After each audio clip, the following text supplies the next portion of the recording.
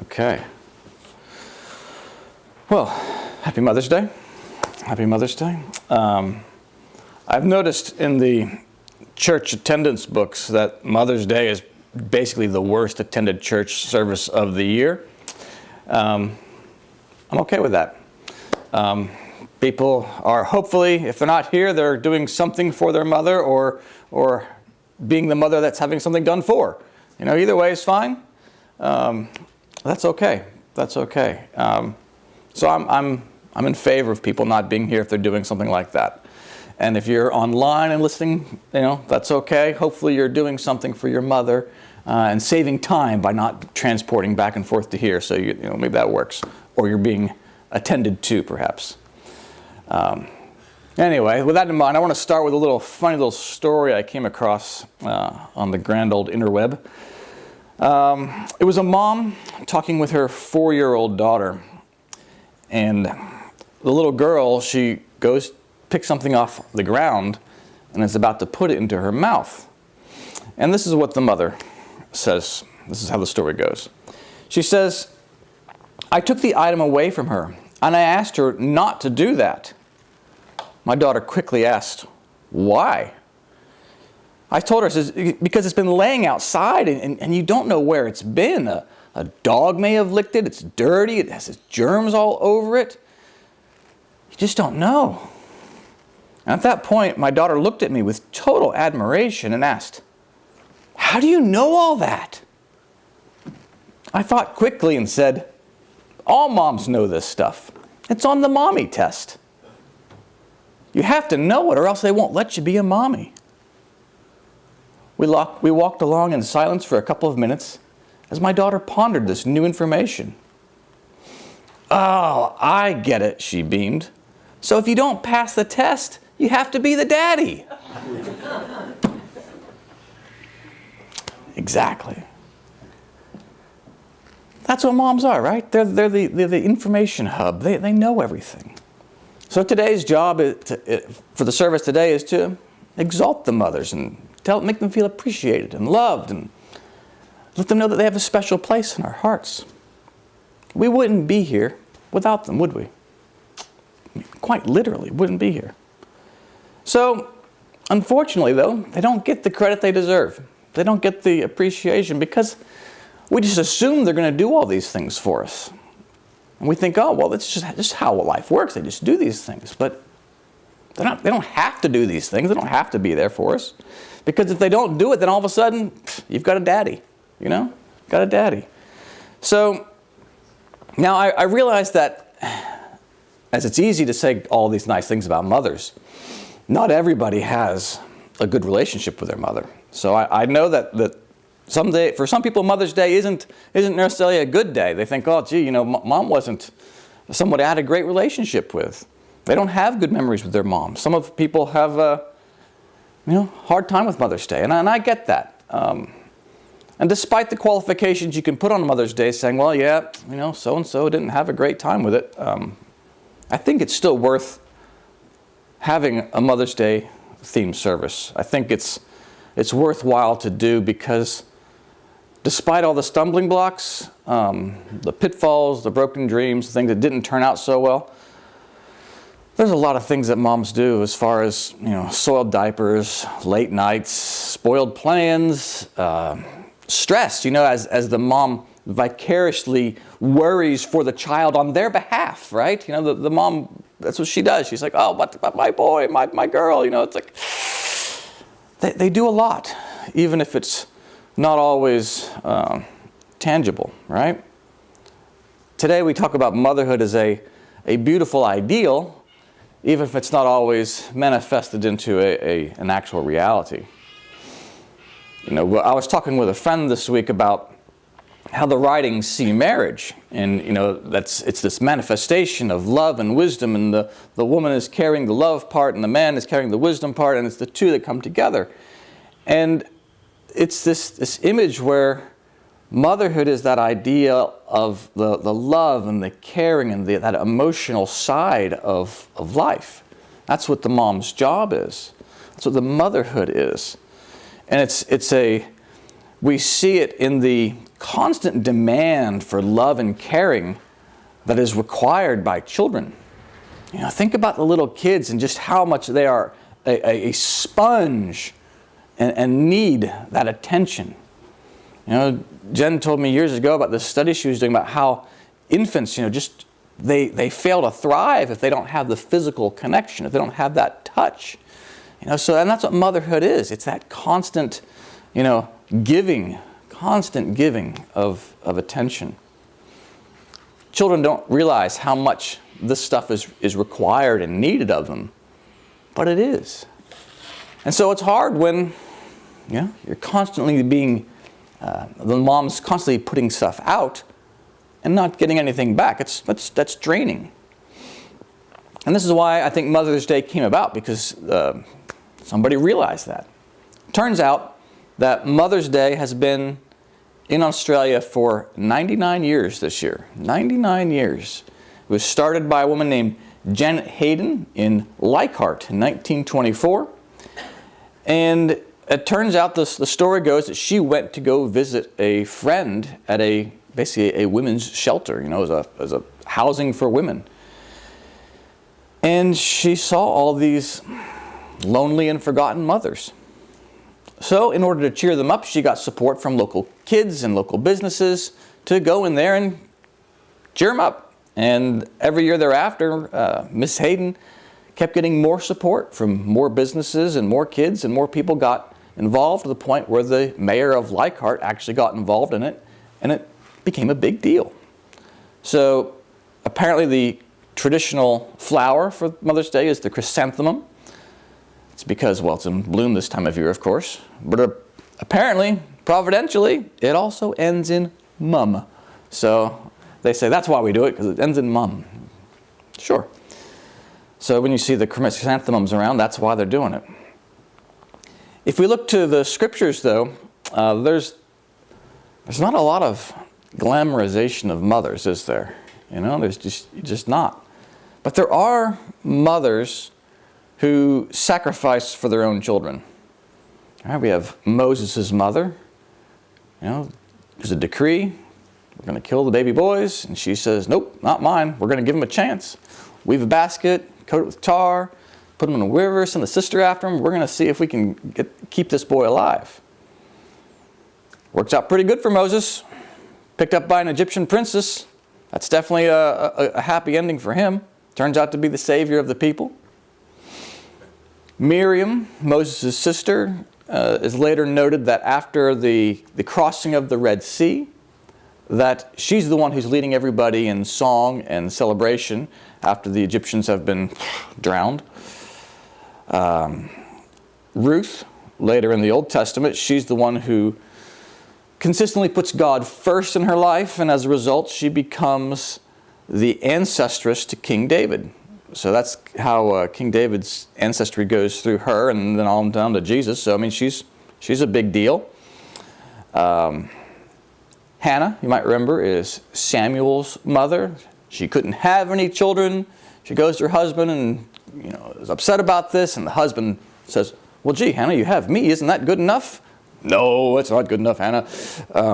Elkanah was his name. So, but she prays and she gets a child, and she says, "If you give me a child, I'll give him back to you, Lord." That all happens. Samuel goes back to the temple, and he becomes a great prophet for the children of Israel. Maybe the most famous mother in all of Scripture, Mary, right? And I think in the modern world, we often forget this was a teenage girl. We don't know how old she was, but 17 years old, something like that? How many 17-year-olds have the maturity to be a good mother? And yet somehow she pulls this off. And you think about it in terms of the story, right? She gives birth, and oh, by the way, the king and his men want to kill your baby. That's a kind of a stressful way to start off motherhood. Let's flee to another country. Oh, because that's not stressful. Yeah, let's all go. And we talk about the Christmas story as a matter of fact of she just goes to Egypt. This is craziness. This is not the way you want to bring a child into the world. And things seem to go okay for a while, but then again, after the boy is 33 years old, everybody wants to kill him. whether you believe Jesus is God or not, I mean, the mother side just is not happy about this. When somebody is out to kill your child, that's not happiness. So I think about this in terms of the modern world. Kind of, we've gotten. We're not so super proud to say you're a stay-at-home mom, right? It's just not. It seems to imply that the woman has a lack of initiative or ability because, well, she's not successful out in the world. But when you start thinking about all the things the mom does, I mean, they do plenty of things. It's just not, well, they don't have a payee form for it. They don't have a tax return to do for the work that they do. The first mother in all of Scriptures, of course, is Eve.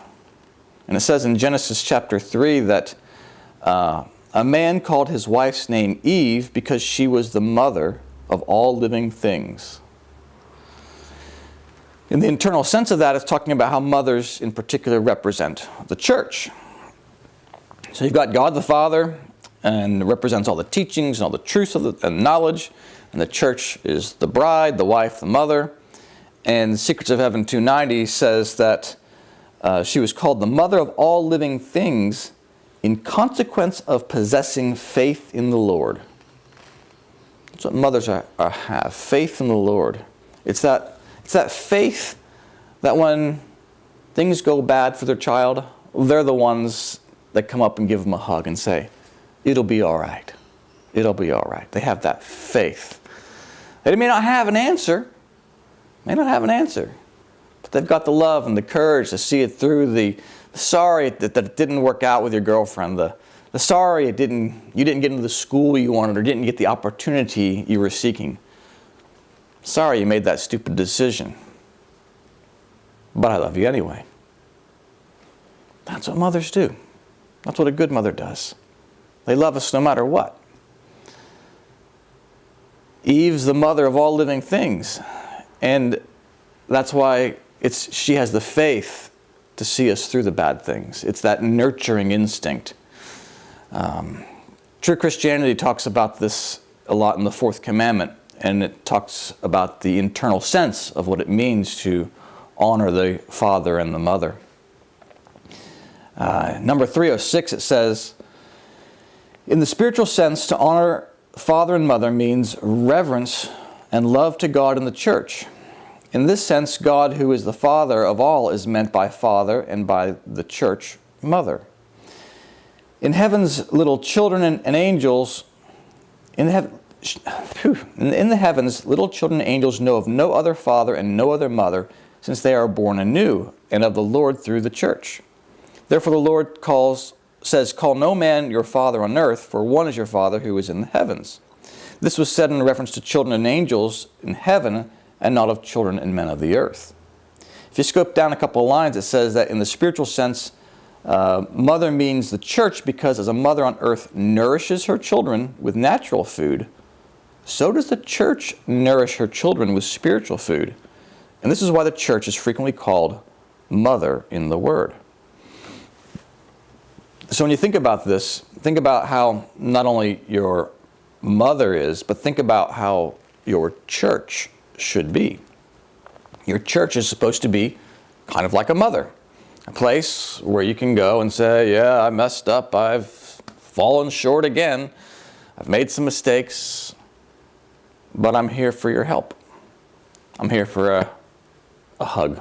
I'm here for encouragement and the idea that it'll be okay. We'll work it out. It's the father side that says, oh, you idiot, what were you thinking? How could you do that, you stupid person? But mother's not like that. Not your mother. Mother's supposed to say, yeah, okay, let's move forward from this. Still love you anyway. If you go on to True Christianity number 308, it kind of adds on to this. It says, it must be grasped that there proceeds constantly from the Lord a divine sphere of heavenly love towards all who embrace the teaching of His church, and who, just as children in the world obey their father and their mother, obey Him, are attached to Him, and seek food that is instruction from Him. This heavenly sphere is the origin of the natural sphere of love towards infant and children. This is extremely universal, affecting not only human beings, but also birds and beasts, and even down to snakes, and not only animate creatures, but inanimate objects. But the Lord, in order to work on all these as he does on the spiritual things, created the sun to be a sort of father in the natural world, and the earth to be a sort of mother, for the sun is, so to speak, a common father, and the earth the common mother, from whom this marriage springs all products of germination which adorn the earth's surface. It's one of the few places in the writings where you actually hear this concept of Mother Earth in a religious context, and you can see it spoken of plenty outside of the church. But it's validating this idea that the Father is like the Son and the Mother is like the Earth, and what does the sun do to you? Well, in this country, we worry about sunblock. The sun's going to give you cancer. Can't have too much exposure to it. The Lord as a son doesn't have those kind of things, but it can be harsh when we have too much of it, right? If we're not prepared for it, the sun can be too much. But the Mother Earth idea, well, what is it? I mean, Mother Earth is an incubator, right? You need the warmth and the light, but you need that earth to grow. You have to have something to be grounded in, something that, brings you up no matter what. Mother Earth is supposed to give us that room to grow, and that's what a earthly mother is supposed to do as well. It can be hard because you give the child the room to grow, and then you actually have to kind of let go of them, and it's going to happen, right? No matter what, your children are going to grow up and they're going to do their own thing, no matter what the kid turns out to be, they're going to grow up and there's still that connection with mom, even if it's not reciprocated, right? One of the things I like to talk about with newcomers to the church is this idea of how the Lord doesn't send anybody to hell. We do it to ourselves. If you're new to the new church teachings, people will go, I'm not sure I'm seeing that. They'll look at me, well, haven't you read the scriptures? It seems pretty clear that God's going to send some people to hell. And the response I'll give them is, well, that's an appearance. It is given that way because some people need that fear of God to motivate themselves to do better. But the reality is that the Lord loves us the way a parent loves a child. And so I'll say to the person, well, do you have any kids yourself? And if I'm lucky, they do.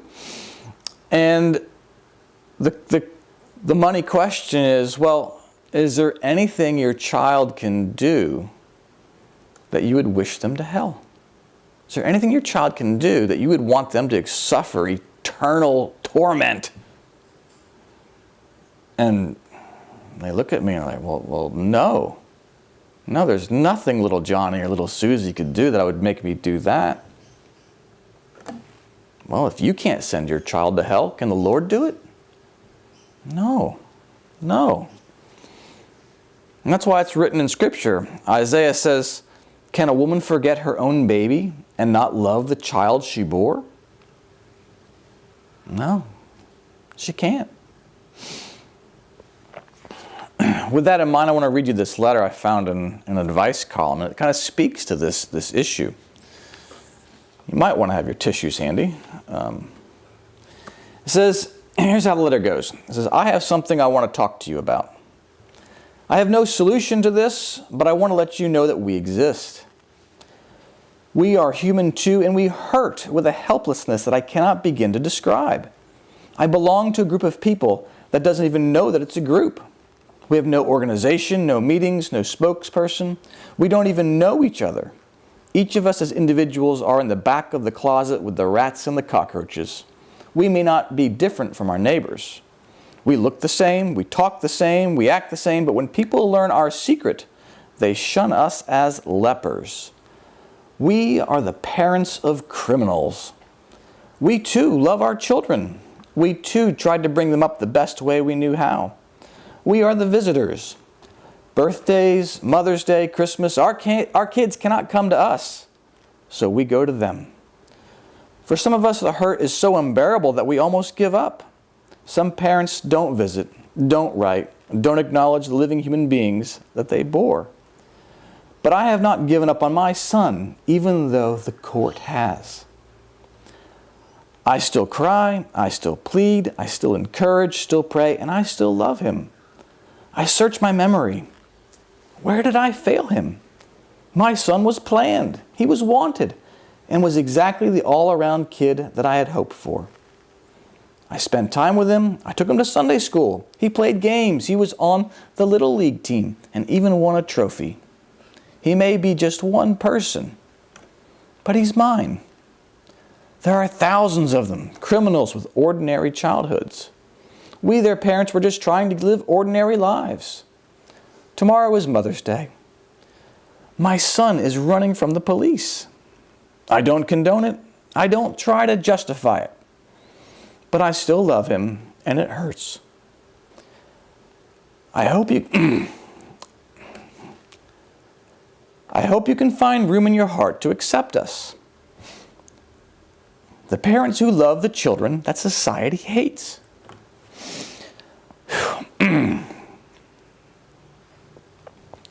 I'm sure you can understand why I cannot put my name on this. But thanks for letting me get this off my chest.